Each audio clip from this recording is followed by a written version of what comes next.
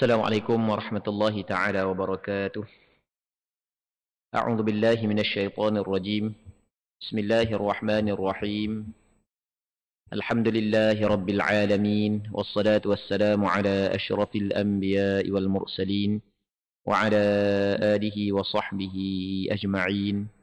Allahumma rabbi shrah li sadri wa yassir li amri wahlul 'uqdatam min lisani yafqahu qawli.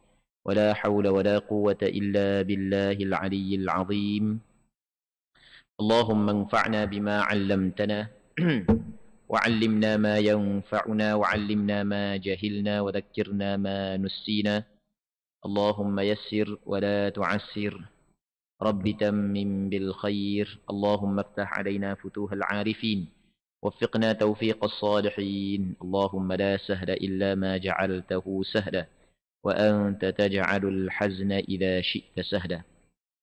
InsyaAllah kita sambung semula pengajian kitab Al-Mukhtasar Al-Latif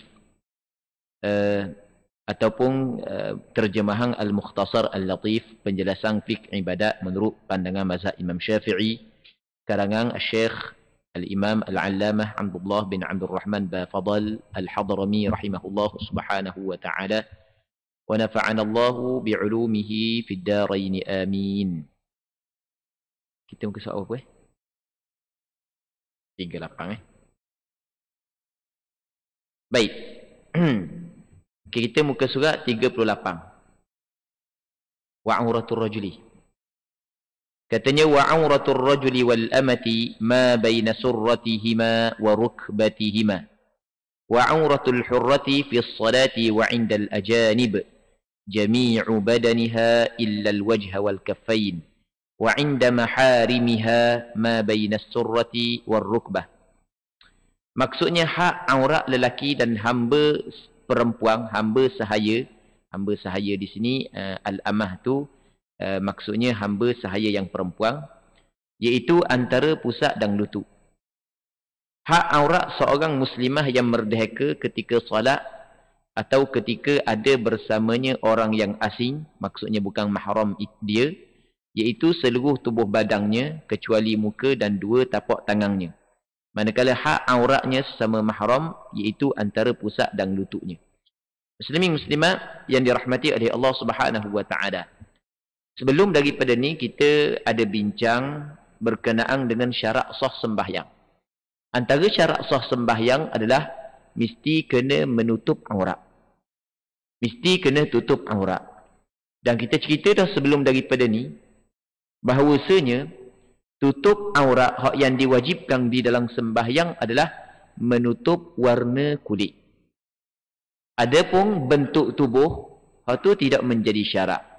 Dengan maksud, kalaulah seorang itu menutup aurat, kira dia lelaki ke, dia puang ke, dengan sesuatu yang dapat menutupi warna kulit, maka sudah memadai.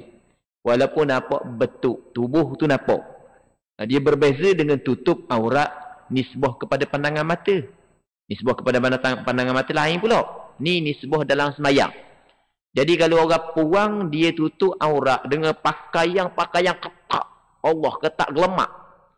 Hak mana hak toko nampak toko, hak mana hak rendah nampak rendah, hak tinggi nampak tinggi. Gitu. Tapi tutup molek seluruh tubuh. Pakai pakaian getah tubuh. Warna kulit tak nampak. Cuma bentuk tubuh je nampak. Tak daripada atas pada sehingga kaki. Dia tutup belaka kecuali muka dan dua pergelangan tangan. Ataupun dua tangan sehingga pergelangan. Hak tu dia tidak tutup. Maka memadai.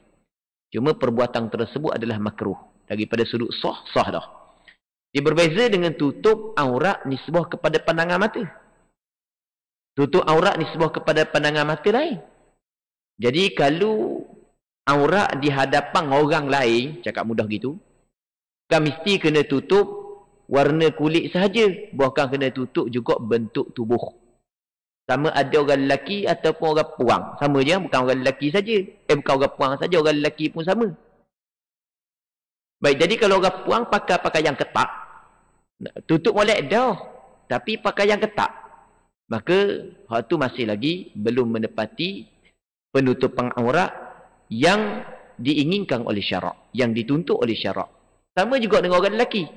Kan ada kan orang lelaki ni kan, kalau kita tengok, dia naik basikal tu kan, dia pakai seluar ketat dia.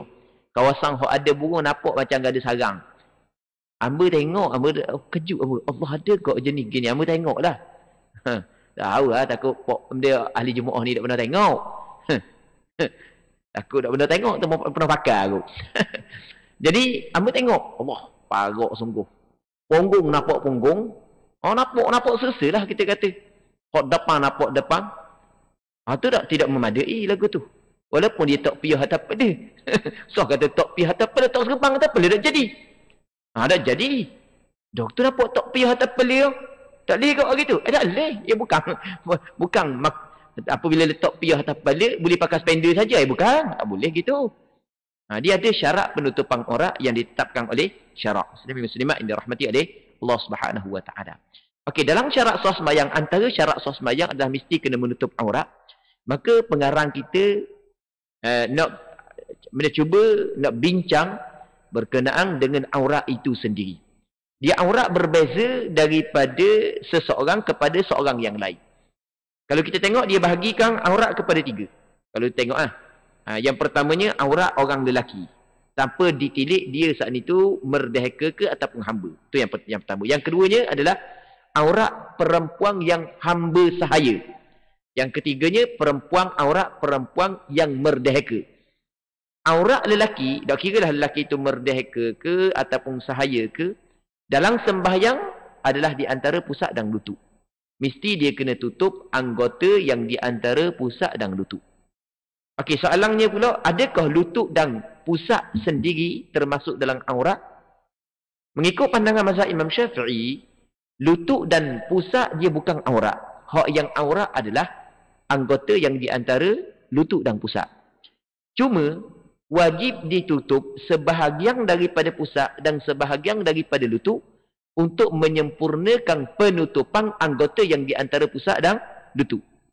Ketika kita kata aurat adalah di antara pusat dengan lutut, bukanlah bermaksud boleh buka lutut. Bukanlah bermaksud boleh buka pusat.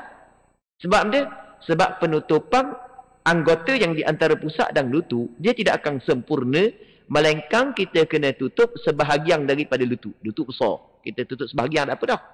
Baik. Dan kita tutup pusat. Pusat dia kecil je. Dia pusat kecil je. Jadi, tidak akan sempurna penutupan aurat, melainkan kena tutup sikit sebahagian daripada yang di luar aurat. Kena tutup sikit sebahagian daripada lutut dan kena tutup pusat.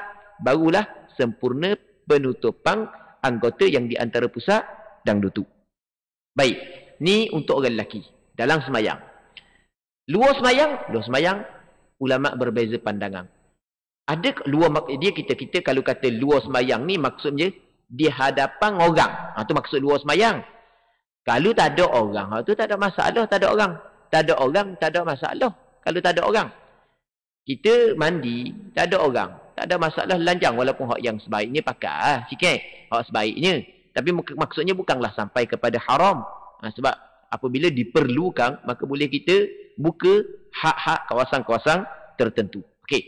Di luar semayang, ulama berbeza pandangan. Adakah aurat lelaki saat itu pada pandangan mata perempuan, pada pandangan mata perempuan lah kita nak bincang ni. Kalau pada pandangan mata lelaki, antara pusat dengan lutut je. Adakah antara pusat dengan lutut juga ke ataupun seluruh tubuh? Di sini ada khilaf di kalangan ulama mazhab Imam Syafi'i.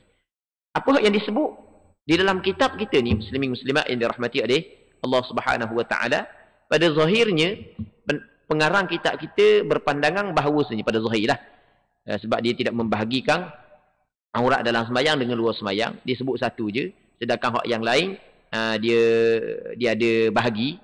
Maka pada zahirnya bahawasanya aurat lelaki di luar sembahyang juga di antara pusat dan lutut. Ni satu pandangan di kalangan ulama mazhab Imam Syafi'i. Namun di sana ada pandangan yang kedua mengatakan seluruh tubuh juga. Sebagaimana orang puan kena tutup seluruh tubuh, orang lelaki kena tutup seluruh tubuh juga. Jadi atas pandangan sebahagian daripada ulama mazhab Imam Syafi'i, kalau orang lelaki hak yang main body saat ni tu, nak tunjuk body saat ni tu, kalau tutup di antara pusat dengan lutut tak memadu lagi. Sebab body dia saat ni tu aurat juga. Apatah lagi kalau body-body katang ni sampai ke menaikkan nafsu orang puang. Oh, jadi orang puang tengok tu naik nafsu lalu.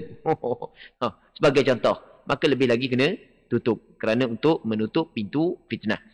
Muslimin muslimat yang dirahmati oleh Allah Subhanahu wa taala.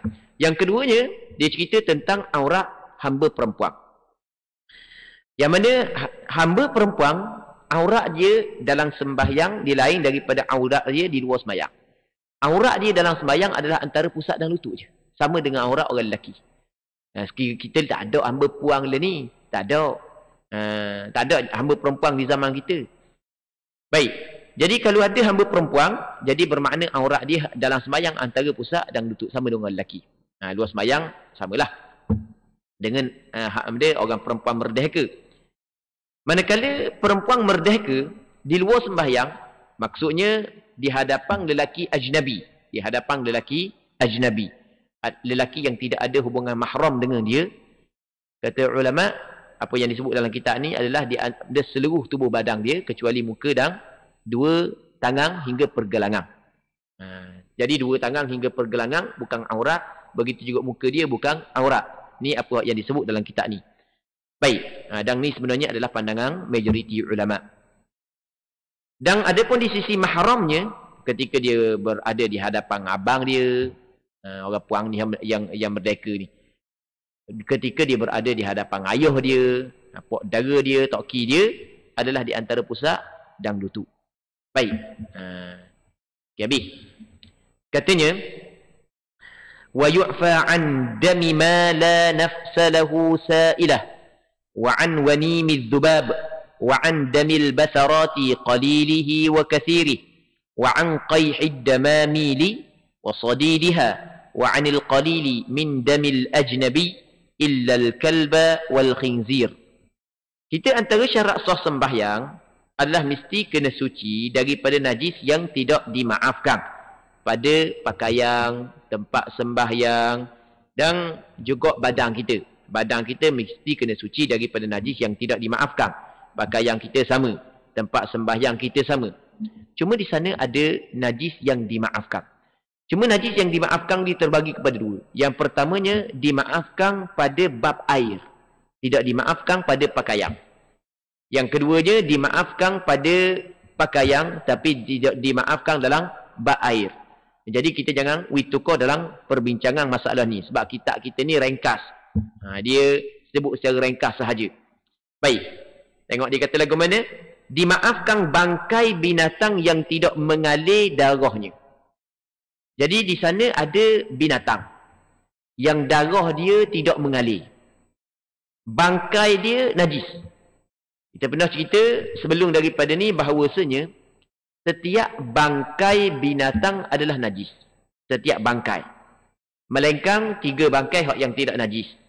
Yang pertamanya adalah bangkai ikan. Bangkai belalang. Belalang tu belalang katih yang kita kata belalang kunyit, belalang yang baru banyak Yang ketiganya adalah mayat manusia. Jadi apabila seorang tu meninggal dunia, maka tubuh badan dia yang dikatakan mayat saat itu, dia tidak najis. Kalau ada air kecil tu, najis air kecil, bukan najis tubuh badan dia. Jadi kalau kita pegang jenazah, tidak wajib kita basuh tangan. Sebab jenazah, hukum dia adalah suci. Sama ada jenazah orang Islam ataupun orang kafir. Baik. Jadi setiap bangkai najis. Melainkan 3 bangkai tidak najis. Yang pertamanya bangkai belalang, yang keduanya bangkai ikan, yang ketiganya bangkai manusia. Ini tidak najis. Baik. Cuma bangkai binatang yang tidak mempunyai darah yang mengalir dimaafkan. Maksud dia dimaafkan najis tapi dimaafkan. Tapi dimaafkan dalam bab air, tidak dimaafkan dalam bab sembahyang. Sebagai contoh lalat. Lalat ni dia tidak mempunyai darah yang mengalir. Bangkai dia najis. Dia jatuh di dalam air. Air yang sedikit. Air tak sampai 2 kolah. Baik. Jadi, bangkai lalat sana dia tidak menajiskan air ni. Sama juga bakar nyamuk, bakar semut. Dia tidak menajiskan air. Tapi kalau kita semayang, dalam poket kita ada lalat 3 ekor mampu. Kesedodoh ada lalat 3 ekor biar malah nak buang. Sayang nak buang. Semayang dengan lalat gitu. Tak boleh. Tak usah semayang. Dia bangkai binatang yang tidak mempunyai darah yang mengalir. Dimaafkan dalam bab air. Tidak dimaafkan di dalam bab pakaian. Tubuh badan kita. Jadi kalau tubuh badan kita Ada lalat mapu seekor, nyamuk mapu. Katok nyamuk, lekat nyamuk sini. Lekat nyamuk biar tak buang.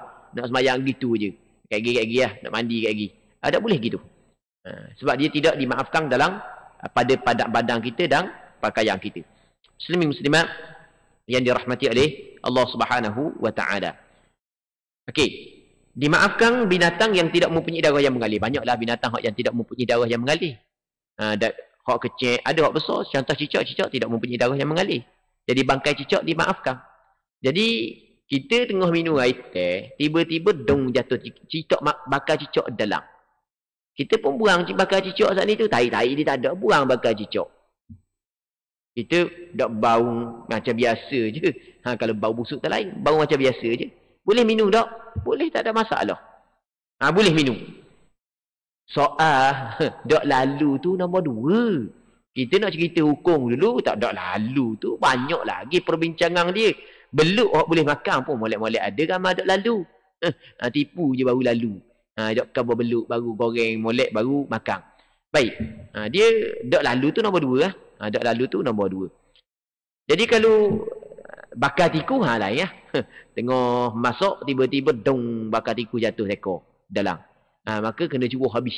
Kemudian hak yang kita masak kuah saat ni tu kena cubuh belaka. Sebab bakar tiku adalah binatang hak yang mempunyai darah yang mengalir. Dia tidak dimaafkan dalam bak air, dalam bak cecair. Baik. Seterusnya katanya tahi lalat. Tahi lalat ni dimaafkan pada pakaian kita. Jadi kita jemur pakaian kita. Dekat kampung kita ada orang mera ayang. Dan mera ayang dia musim dia pernah lalat mari rumah kita. Jadi tekah jemur pakaian tu pernah tahi lalat. Tahi lalat hak yang dimaksud tahi lalat ni tahi lalat sungguh lah. Bukan tahi lalat hak yang hak yang tubuh kita. Tu tak ada masalah. Tu tak najis. Sama juga tahi lalat hak yang kita kata jeragak. Jeragak tu tak ada masalah. Tu tak najis. Tahi lalat sungguh lah. Tahi lalat. Lalat berok. Baik. Hak tu dimaafkan pada pakaian. Wa an damil basarat. Lepas tu kata dia dan darah yang keluar daripada jerawat. Sama ada sedikit ataupun banyak. Ni jerawat kita pecah. Sikit ke banyak ke dimaafkan. Tapi dia ada syarat-syarat dia lah. Antara syarat dia jangan berpunca daripada kita. Kita hak yang buat. Kalau kita buat tidak dimaafkan banyak. Sedikit tak apa. Sikit banyak ni tengok pada uruf lah. Jadi tengah-tengah semayang tu imam baca panjang. Dia puas duduk saja. Dia pun pecek. Dia lagi tak pecah lagi tu pecek. Tong tubik pun nak. Faham belakang tu imam kau. Contoh. Kembur tubik darah jawab batu pula. Tu tak boleh lah banyak. Sebab tu perbuatan kerana perbuatan dia. Baik. Katanya cecair dan nanah daripada bisul. Tapi kena kira sikit juga ni. Cecair dan nanah daripada bisu. Dia qaih ad-damamil ni maksudnya nanah ataupun danur hak yang dia campur darah dengan campur dengan nanah. Lepas tu darah yang asing jika dalam keadaan yang sedikit kecuali darah anjing dan babi. Darah yang asing. Kalau sikit lah. Darah asing ni sebagai contoh lah. Kita kena darah benda lain. Itu sebagai contoh. Maka kalau sikit dimaafkan. Banyak tidak dimaafkan. Cuma masalah ni sebenarnya ada perbezaan pandangan di kalangan ulama. Baik. Seterusnya kata dia. Aslun. Urudus salati 17. Al-awwalun niyyah. Fa in kanatis salatu fardan. Wajib qasdu fi'liha. Wa ta'yinuha. Wa niyyatul fardiyyati minal baligh. وإن كانت نافلة مؤقتة كالوتر أو ذات سبب كالكسوف وجب قصد فعلها وتعيينها وإن كانت نافلة مطلقة وجب قصد فعلها فقط. الثاني تكبيرة الإحرام وهو أن يقول الله أكبر ويجزئه الله الأكبر ويجب أن تكون النية مقارنة للتكبير جميعه. الثالث القيام إن كانت الصلاة فرضا وقدر. الرابع قراءة الفاتحة ويجب ترتيبها وموالاتها وتشديداتها وإخراج الضاد من الضاء وتجب في كل ركعة إلا ركعة المسبوق. الخامس الركوع. السادس الطمأنينة فيه بحيث يستقر كل عضو مكانه. السابع الاعتدال. الثامن الطمأنينة فيه. التاسع السجود مرتين في كل ركعة وأقله وضع شيء من جبهته على الأرض وبطون أصابع يديه ورجليه ووضع ركبتيه وتحامل برأسه وارتفاع أسافله على أعاليه. العاشر الطمأنينة فيه. 11 الجلوس بين السجدتين. 12 الطمأنينة فيه. 13 التشهد الأخير. 14 القعود فيه. 15 الصلاة على النبي صلى الله عليه وسلم في التشهد الأخير. 16 السلام وأقله السلام عليكم. 17 الترتيب. Fasal pada menyatakan rukun sembahyang. Rukun solat itu ada 17 perkara, iaitu dalam kitab kita ni dia khabar rukun sembahyang ada 17. Ada sebahagian daripada kitab dia sebut rukun sembahyang ada 13. Dan ada juga kitab sebut rukun sembahyang ada 14. Ada kitab sebut rukun sembahyang ada 18. Ada kitab sebut rukun sembahyang ada 15. Cuma kalau kita tengok perbezaan bilangan saat ni itu hanya perbezaan daripada sudut ucapan sahaja. Tapi kalau kita tengok hakikatnya tidak berbeza sebenarnya. Hak yang mengatakan rukun sembahyang 17 ni dia kira tamakninah satu rukun yang lain. Kita ada benda tamakninah dalam rakaat, tamakninah dalam iktidal, tamakninah dalam sujud, tamakninah duduk antara dua sujud. Jadi 4 sini. Sebenarnya sujud 2 tapi dikira lah 4 sini. Jadi asal rukun sembahyang 13 campur dengan tamakninah jadi 17. Dia kira tamakninah. Sebagian ulama kata tamakninah ni bukan rukun suku. Bukan. Tamakninah ni bukan rukun sembahyang. Dah, tamakninah tu benda. Tamakninah ni adalah syarat kepada rakaat. Syarat kepada iktidal. Maksudnya kalau orang tu iktidal tak ada tamakninah, tak jadi iktidal dia. Bukan suatu benda yang lain. Setengah kata tamakninah dalam rakaat ni bukan rukun lain. Tamakninah dalam rakaat ni adalah syarat rakaat. Kalau orang tidak tamakninah dalam rakaat, maka tidak sah rakaat dia. Dia nak cerita gitu. Jadi ada setengah kata tamakninah ni syarat, ada setengah kata tamakninah ni adalah rukun sembahyang. Ada pandangan mengatakan tamakninah adalah syarat kepada rukun. Ada sebahagian yang mengatakan tamakninah ni adalah rukun yang berbeza. Jadi ni benda khilaf pada perkataan sahaja. Sepakat mengatakan bahawasanya orang sembahyang mesti kena tamakninah. Sama ada perkataan kata syarat ataupun perkataan kata rukun, mesti kena tamakninah. Kalau tak tamakninah, tak jadi sembahyang. Benda tamakninah nanti kita akan cerita. Ada sebahagian daripada ulama kata rukun sembahyang ada 14. 14 tu dia kira banyak-banyak tamakninah se. Ada tak? Kan tadi kan kita kira tamakninah 4 kan. Jadi 13 campur 4 jadi 17. Dia kira semua tamakninah kira se. Baik, jadi rukun sembahyang 13 campur tamakninah jadi 14. Ada setengah dia kata tamakninah tak kira, tapi niat keluar daripada sembahyang se lagi. Jadi rukun sembahyang 13 niat keluar daripada sembahyang se. Masa kita akad takbiratul ihram, kita niat masuk dalam sembahyang. Jadi apabila kita niat masuk dalam sembahyang, wajib. Begitu juga wajib kita kena niat nak keluar daripada sembahyang. Masa bagi salam, kena niat keluar daripada sembahyang. Tapi ini bukan pandangan mu'tamad. Pandangan mu'tamad, pandangan yang dipegang dalam mazhab Imam Syafi'i, bahawasanya niat keluar daripada sembahyang bukanlah wajib, bukanlah rukun. Bahkan hukum dia adalah sunat sahaja. Dengan maksud, ketika kita bagi salam, walaupun kita tidak niat keluar daripada sembahyang, tetap sembahyang dia kita sah. Cuma sebaiknya adalah kita niat keluar daripada sembahyang. Cuma bagi orang yang nak niat keluar daripada sembahyang, jangan dia niat sebelum daripada bagi salam. Niat sebelum daripada bagi salam, batal sembahyang. Baik. Jadi dia kena niat keluar daripada sembahyang bersama dengan bagi salam. Kerana bagi salam tu adalah kita keluar daripada sembahyang. Tapi kalau selesai dah bagi salam baru niat keluar daripada sembahyang, tak dapat sunat tu. Mesti kena menyertai salam niat untuk keluar daripada sembahyang. Baik. Kata dia, rukun solat itu ada 7 perkara, iaitu pertama niat. Pertama niat. Muslimin muslimat yang dirahmati oleh Allah Subhanahu wa taala. Dalam perbincangan berkenaan dengan niat, tak kira niat benda pun, niat semayang ke, niat puasa ke, niat benda wuduk ke, niat mandi ke, dia ada 7 benda yang perlu kita kena bincang berkait dengan niat. Yang pertamanya adalah hakikat niat. Niat tu makna benda sebenarnya niat. Niat tu benda niat. Itu maksud definisi niat, ta'arif niat. Niat tu benda. Apa yang disebut oleh ulama fiqh, niat itu adalah qasdu syai' muqtarinan bi fi'li. Qasad untuk melakukan sesuatu.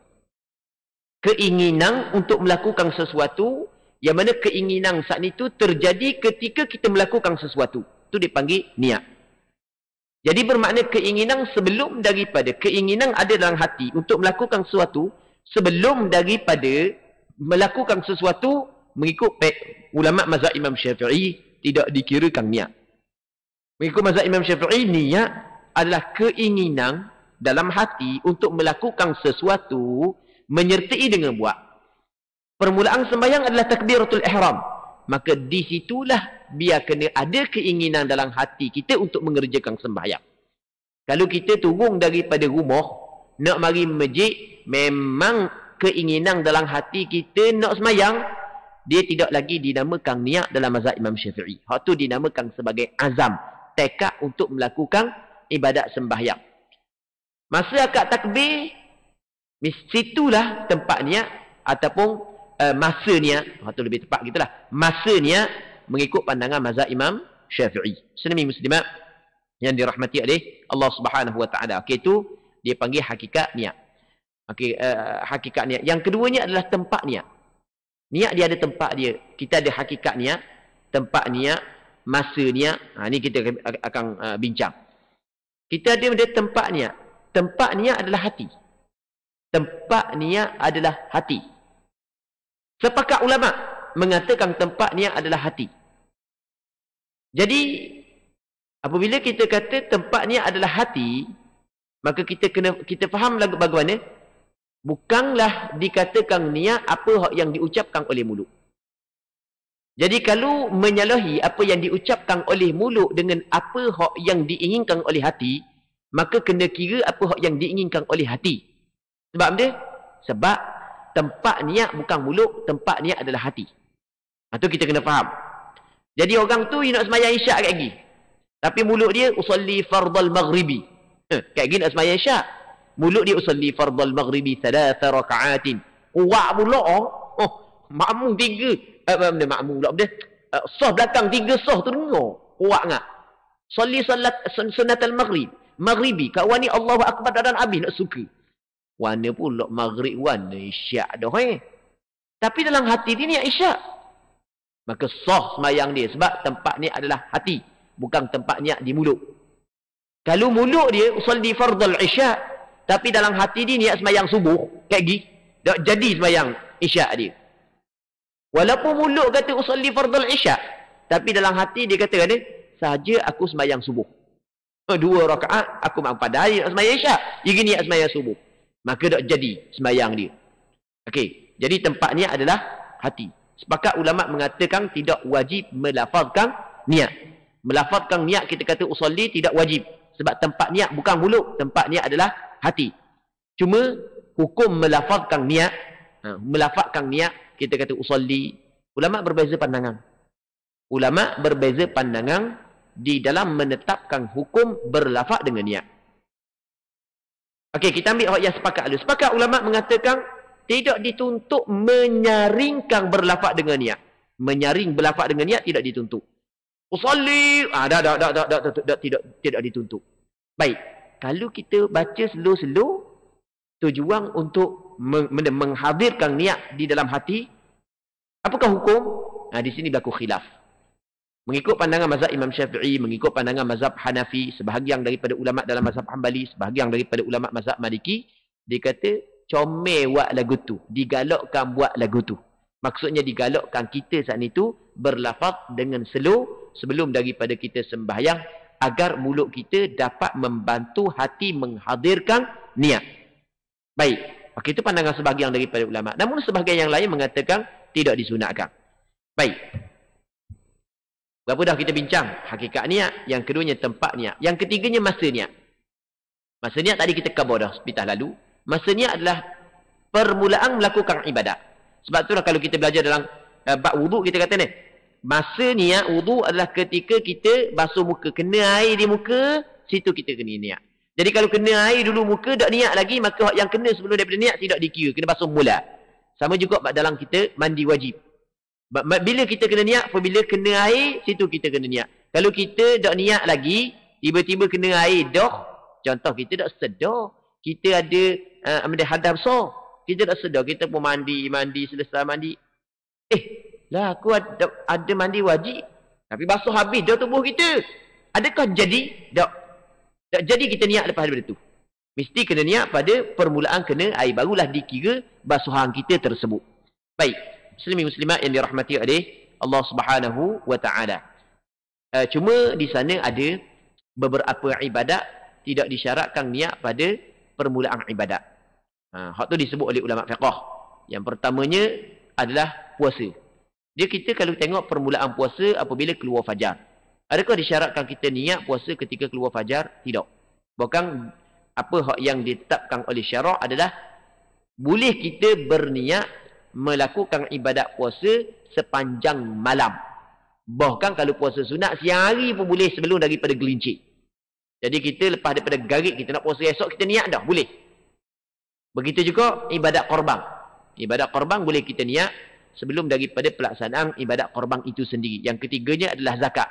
Boleh kita niat sebelum daripada kita bagi kepada asnaf. Sebelum daripada kita bagi kepada asnaf, boleh kita niat. Muslimin muslimat yang dirahmati oleh Allah Subhanahu wa taala. Dia kita keluar zakat ni, kita beri zakat ketika pelaksanaan ibadat zakat tu ketika kita tolong kepada asnaf. Dan kita niat awal lagi. Kalau kita nak wakil ke orang tu, kita kena niat awal lagi. Dah kira zakat terah kita ke, zakat harta kita ke. Kita serah kepada Maidam sebagai contoh zakat harta kita. Adakah Maidam bagi lalu, kita beri bagi lalu? Tak, dia bukan bagi lalu. Kadang-kadang sebulan, dia cari dulu asnaf hak yang layak. Kita niat awal dah. Sebulan lepas dah kita niat. Dia tak bagi lagi. Sedangkan pelaksanaan zakat yang sebenarnya adalah bukan kita serah kepada wakil, tapi kita kena serah kepada asnaf, barulah dinamakan kita bagi zakat. Muslimin muslimat yang dirahmati oleh Allah Subhanahu wa taala. Jadi zakat juga termasuk dalam ibadat yang boleh kita niat sebelum daripada pelaksanaannya. Berapa dah? Yang pertamanya, kita kata hakikat niat. Yang keduanya tempat niat. Yang ketiganya adalah masa niat. Yang keempatnya adalah hukum niat. Itu dibincang oleh ulama. Apakah hukum niat? Hukum niat dia, kata ulama, hukum niat ni kebanyakannya adalah wajib. Maksudnya wajib kita kena niat. Kalau tak niat tak jadi. Tapi ada juga hukum niat bukan wajib. Hukum niat adalah sunat. Ada. Sebagai contoh, kita mandi jenazah. Kita mandi jenazah ni, hukum niat mandi jenazah adalah sunat. Kalau kita dah ingat nak niat mandi jenazah, kita basuh. Dah ingat sekarang nak niat. Okey, memada. Kalau rata belaka dah air. Mandi jenazah tidak diwajibkan, tidak disyaratkan niat. Sama juga bagi orang yang mengerjakan ibadat umrah. Bila dia berihram, maka sampai Mekah dia nak tawaf. Tidak niat pun masa nak tawaf. Tak apa, memada dah. Kerana niat tawaf saat itu dimasuk dalam niat ihram tadi. Ketika dia berihram, masuklah ke dah niat. Cuma sunat pula dia niat untuk dia tawaf. Okey. Jadi kebanyakan niat adalah wajib, termasuklah niat sembahyang. Tak kira lah sembahyang fardu ke sembahyang sunat, sama je. Benda hakikat niat selesai dah, tempat niat, masa niat, hukum niat. Yang kelimanya adalah maksud niat. Tujuan benda kita niat. Sebab benda kita niat. Maksudnya, apa yang disebut oleh ulama fiqh adalah salah satu daripada dua perkara. Yang pertamanya adalah untuk kita membezakan di antara adat dengan ibadat. Kita ada kala kita basuh muka kerana muka kita kotor. Ada kala kita basuh muka kerana muka kita panas. Ada kala kita basuh muka kerana untuk melakukan ibadat, iaitu untuk berwuduk. Jadi bermakna ada basuh muka pada adat kebiasaan, ada basuh muka kerana ibadat. Maka untuk membezakan di antara adat dengan ibadat, maka kita dituntut kita berniat. Baik. Dan kadang-kadang maksud niat, tujuan kita niat adalah untuk membezakan martabat ibadat. Dia ibadat tidak sama. Kita ada ibadat fardu, kita ada ibadat sunat. Ibadat fardu sembahyang ada fardu zuhur, fardu asar. Jadi untuk membezakan ibadat, membezakan martabat ibadat, maka sebab itulah dituntut untuk kita berniat. Jadi maksud niat adalah yang pertama untuk membezakan di antara adat dengan ibadat. Yang keduanya adalah untuk membezakan di antara martabat ibadat itu sendiri. Baik, seterusnya yang ke-6-nya adalah syarat niat. Okey, niat dia ada syarat. Antara syarat niat mesti kena Islam orang yang berniat. Niat daripada orang kafir tidak sah. Orang kafir berniat dia tidak sah. Orang kafir dia berniat tidak sah. Baik. Hamba ingat ada orang, ni cerita lama lah. Cerita lama. Ada orang tani tu, dia motong getah di wakar tapeh. Dululah cerita lama tu kan. Cerita lama. Lepas tu kebetulan orang tani tu anak dia belajar pondok. Orang tani tu dia motong getah di wakar tapeh. Lama dah cerita ni. Belah-belah tahun lepas. Lepas tu, Cina tokai dia, lepas daripada boleh bayar gaji, tokai dia kata, ni ambil abang sikit Benda ke anakmu belajar pondok kan, aku nak jakat sikit. Cina tu bukan Islam. Cina tu jakat. Dia dah kata zakat, dia kata jakat. Ambil jakat sikit untuk anakmu. Kejut kita dengar. Oh, ada juga. Itu Islam bukan Islam. Kalau Islam tu jelas lah. Pandai kau bayar zakat dia. Kalau Islam malah nak bayar zakat. Oh, setengah-setengah lah bukan semua. Boleh ada dia bayar zakat. Dah sah tak? Okey, zakat adalah ibadat yang perlu kepada niat. Niat dah bayar zakat sebaya. Niat nak bayar zakat Memada ke tak? Tak sah. Sebab apa? Sebab syarat niat mesti kena Islam. Tidak Islam, tidak sah niat tersebut. Okey, mesti kena Islam. Yang keduanya mesti kena tamyiz. Kanak-kanak yang belum memayyiz, tidak sah niat dia. Yang ketiganya, dia kena tahu apa yang dia nak niat. Jadi kalau dia nak semayang, dia kena tahu semayang saat ni tu. Dia nak niat semayang, dah tu benda semayang. Kalau dia nak niat untuk berwuduk, benda tu wuduk. Kita niat untuk melakukan sesuatu, mesti kita kena tahu apa yang kita ingin lakukan perkara tersebut. Okey, itu antara syarat dia. Yang keempatnya, dia tidak mendatangkan perkara yang menafikan niat. Kalau semayang, dia tidak mendatangkan perkara yang menafikan niat. Sebagai contoh, nak berhenti semayang, nak memutuskan sembahyang. Okey, adalah perbincangan-perbincangan yang lain lagi berkait dengan niat. Katanya, rukun sembahyang yang pertama niat. Sekiranya solat tersebut merupakan solat fardu, maka wajib diqasakkan perbuatan solat itu dan diniatkan fardu bagi orang yang balik. Sekiranya ia solat dan diniatkan fardu bagi orang yang balik. Sekiranya solat tersebut merupakan solat fardu, maka wajib diqasakkan perbuatannya dan diniatkan fardu bagi orang yang balik. Tinggal seterjemahan. Wa ta'yinuha, dan menentukannya. Baik. Jadi kita sembahyang ni, kalau kita tengok sembahyang, kita secara kasarnya kita akan bahagikan sembahyang kepada 3. Yang pertama sembahyang fardu, yang keduanya sembahyang sunat yang mempunyai waktu, dan sembahyang sunat yang mempunyai sebab-sebab tertentu. Okey, 2. Yang ketiganya sembahyang sunat mutlak. Okey, kita bagi kepada 3. Sembahyang fardu mesti kena ada 3 perkara dalam niat. Yang pertamanya mesti kena qasak. Qasak ni kena ingin melakukan ibadat tersebut. Aku semayang. Itu makna qasak. Dalam hati kita aku semayang. Itu dipanggil qasak. Lepas tu mesti kena tentukan. Itu dipanggil ta'yin. Kena tentukan semayang dia. Aku semayang zuhur. Okey, kita tentukan semayang zuhur. Aku semayang isyak. Itu dipanggil tentukan. Yang ketiganya kena niat fardu. Aku semayang fardu zuhur. Okey, cukup dah 3. Qasak, ta'arud, ta'yin. Ataupun qasak, ta'yin dan ta'arud.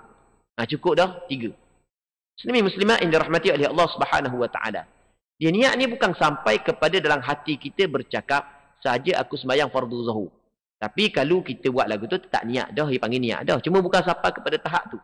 Jadi masa kita akad takbir, dalam hati kita, kita sedar kita nak sembahyang fardu isyak. Kayak gitu. Maka sudah memadai niat tersebut. Baik. Jadi masa kita akad takbir tu, aku sembahyang. Tapi tak mari pun sembahyang benda pun tak tahu. Hilang terus. Sembahyang hilang terus. Sembahyang benda tak tahu. Maka hak tu tidak memadai. Jadi masa kita akad takbir tu, aku sembahyang fardu isyak. Dalam hati kita sedar. Kita nak sembahyang. Aku akad takbir, aku nak sembahyang. Sembahyang fardu isyak. Bukan kita cakap dalam hati, kita sedar. Aku sembahyang fardu isyak. Masa akad takbir saat itu. Maka itu sudah memadai dalam niat. Dan pernah kita cerita sebelum daripada ni, muslimin muslimat yang dirahmati oleh Allah Subhanahu wa taala, bahawasanya niat ni bukan benda yang payah. Niat adalah benda yang mudah. Dan kita pernah buat contoh benda yang sama. Sebelum ni pernah contoh begini sebelum daripada ni. Kita pergi kedai, kita pergi tanya tuang kedai, air ni berapa ya? Tuang kedai kata RM1.50. Kita pun ambil piti, nak bayar air RM1.50. Maka ada niat sebenarnya. Ada niat dalam hati kita. Kita ambil saat itu, kita ambil dengan sengaja. Ambil piti RM1.50 dengan sengaja, tujuan untuk bayar air ni. Kalau kita nak lafazkan benda yang ada dalam hati kita, bunyi di logan ni, sahaja aku ambil piti RM1.50 untuk bayar air ni. Gitu. Tak adalah kerana Allah Ta'ala. Cuma begitu cara kita hak yang mari dalam hati kita. Baik. Sebab itulah niat mudah. Jadi kalau masa kita akad takbiratul ihram, jadi hati kita sedar benda kita nak buat. Aku nak sembahyang fardu isyak. Okey. Maka sudah memadai niat. Di situ ada qasa', ada ta'arruf dan ada ta'yin. Baik. Okey. Itu yang pertama. Yang keduanya, sekiranya solat sunat yang terikat dengan waktu. Kita di sana ada sembahyang sunat yang terikat dengan waktu. Sebagai contoh, sembahyang sunat rawatib. Sembahyang sunat rawatib adalah sembahyang sunat yang terikat dengan waktu. Kayak gini kita masuk isyak, kayak gini, kita akan sembahyang sunat qabliyah isyak. Maka sembahyang sunat qabliyah isyak dipanggil sembahyang sunat yang terikat dengan waktu. Sebelum masuk isyak tak boleh kita sembahyang. Apabila masuk je sembahyang waktu isyak, baru boleh kita sembahyang sunat rawatib isyak. Itu dipanggil sembahyang sunat yang terikat dengan waktu. Sembahyang sunat yang terikat dengan waktu. Begitu juga sembahyang sunat yang terikat dengan sebab. Dia kata sekiranya solat sunat terikat dengan waktu. Seperti sembahyang witir. Sembahyang witir terikat dengan waktu. Atau solat yang bersebab. Seperti solat gerhana. Sama juga dengan solat hari raya. Maka wajib dikosakkan pada perbuatan. Dan ditentukan solat itu. Kena kosak dan tentukan. Niat sunat tak wajib lah. Contoh kita kata kita nak sembahyang dia. Sembahyang sunat isyak kayak gini. Aku sembahyang isyak. Okay, aku sembahyang isyak. Memadai dah. Sebab tidak diwajibkan kita niat sunat isyak. Sebab apabila kata aku sembahyang, maka sekurang-kurangnya mesti benda tu adalah ibadat. Sekurang-kurangnya mesti benda tu adalah benda yang dituntut oleh syarak. Baik. Katanya, namun sekiranya ia hanyalah solat sunat mutlak. Sembahyang sunat yang tidak terikat dengan waktu dan tidak bersebab, maka wajib diqasakkan pada perbuatannya sahaja. Maksudnya kalau sembahyang tu sunat mutlak, hanya cukup qasak sahaja. Kita di sembahyang ni boleh kita nak sembahyang banyak mana pun, sekali pun. Tak ada masalah nak sembahyang banyak mana. Kita sembahyang fardu, kita sembahyang dah semua sunat yang mempunyai waktu, kita sembahyang dah semuanya sunat yang mempunyai sebab, kita sembahyang dah. Kita nak sembahyang juga, boleh. Sembahyang dia dipanggil sembahyang sunat mutlak. Dah kita nak niat gua dia sembahyang sunat mutlak, aku sembahyang. Masa akad takbir, aku nak sembahyang. Memadai dah tu. Okey, jelas kan? Kita bawa kereta, kan kita kabar di antara sunnah Nabi SAW yang cukup jarang diamalkan oleh orang kita. Ini di antara sunnah Rasulullah. Kalau dalam bahasa Arab kita kata sunnatun mahjurah. Sunnah yang ditinggalkan oleh kebanyakan masyarakat kita. Rasulullah apabila dia bermusafir di atas kenderaan, Rasulullah sentiasa sembahyang sunat. Jadi ketika kita di atas kenderaan, sunat kita sembahyang. Kita sembahyang fardu tak dia nak sembahyang atas kenderaan. Sebab Rasulullah apabila sampai sembahyang fardu, Rasulullah akan turun daripada kenderaan. Lepas tu kalau sembahyang sunat yang mempunyai waktu, kita selesai dah. Sembahyang sunat yang mempunyai sebab, selesai bakal dah. Dah kita nak sembahyang sunat benda. Dipanggil sembahyang sunat mutlak. Aku sembahyang, Allahu Akbar. Begitu cara dia. Berapa rakaat ikut berapa rakaat pun. Cuma hak moleknya kita buat 2 rakaat kalau pada malam hari. Sebab salatul laili masna.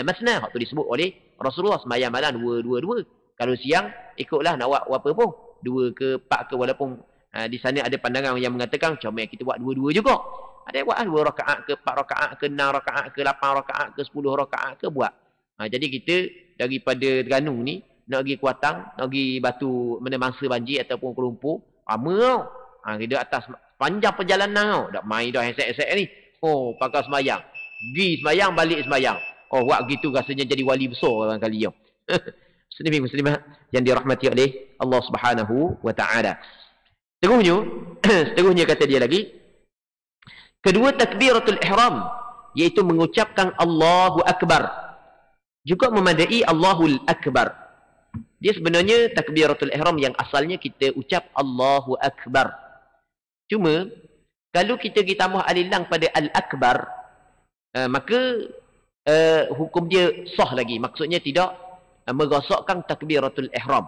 Masih lagi dinamakan takbir. Sebab Rasulullah sebut lagu mana?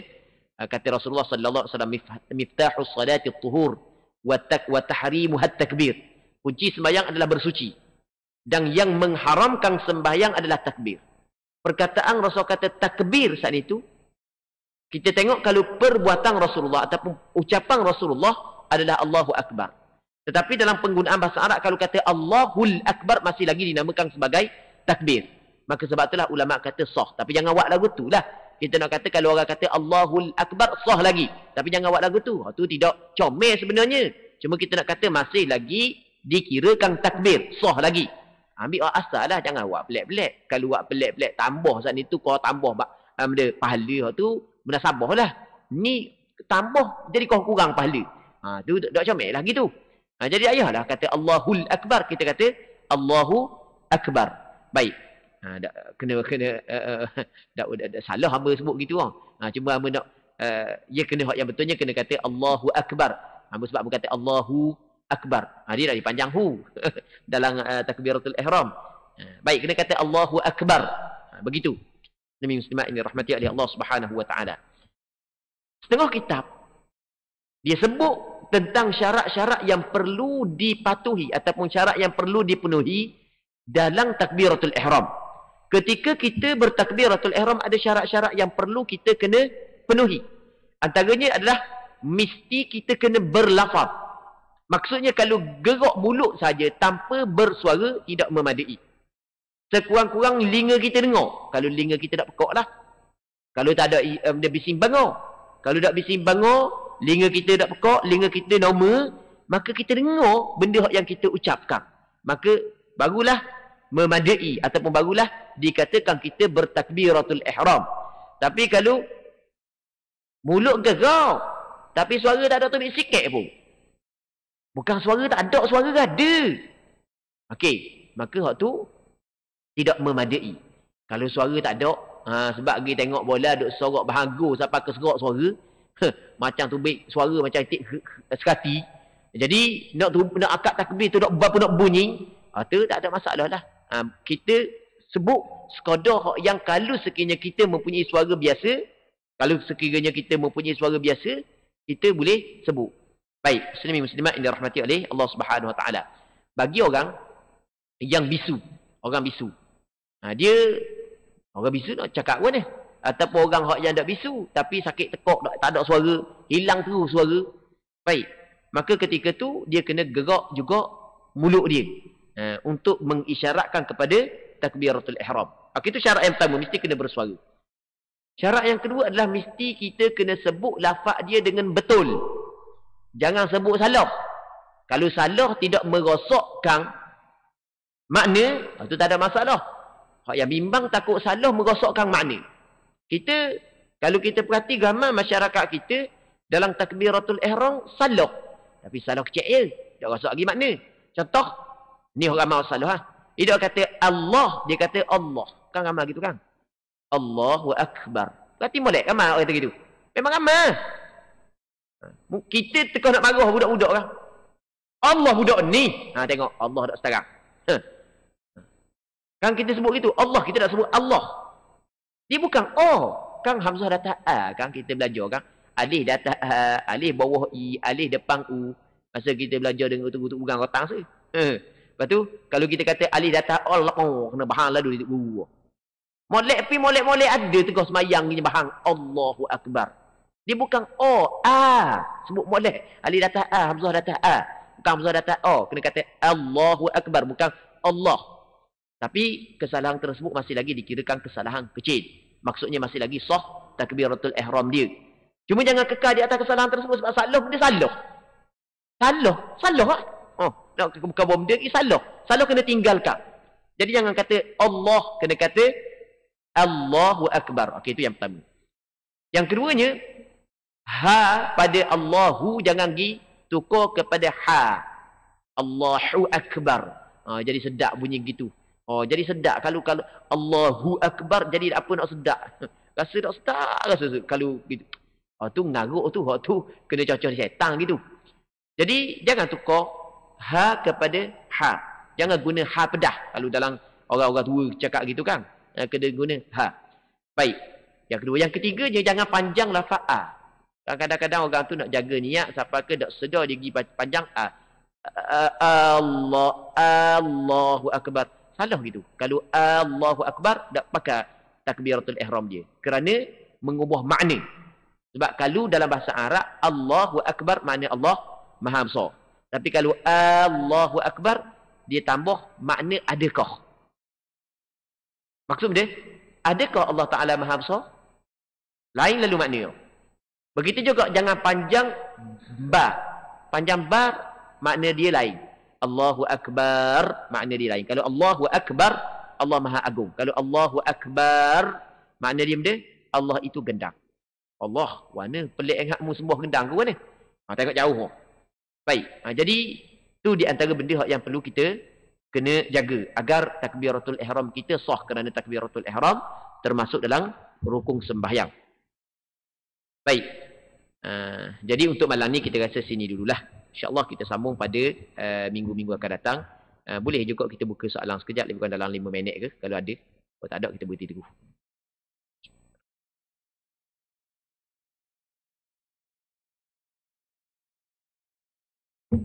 Ada nak tanya tak tak ada, kita berhenti dulu. Allah Subhanahu wa ta'ala a'la wa alam. اللهم حققنا باتباع نبيك محمد صلى الله عليه وسلم ظاهرا وباطنا. اللهم اجعلنا ممن يستمعون القول فيتبعون أحسنه. صلى الله على سيدنا محمد وعلى آله وصحبه أجمعين والحمد لله رب العالمين.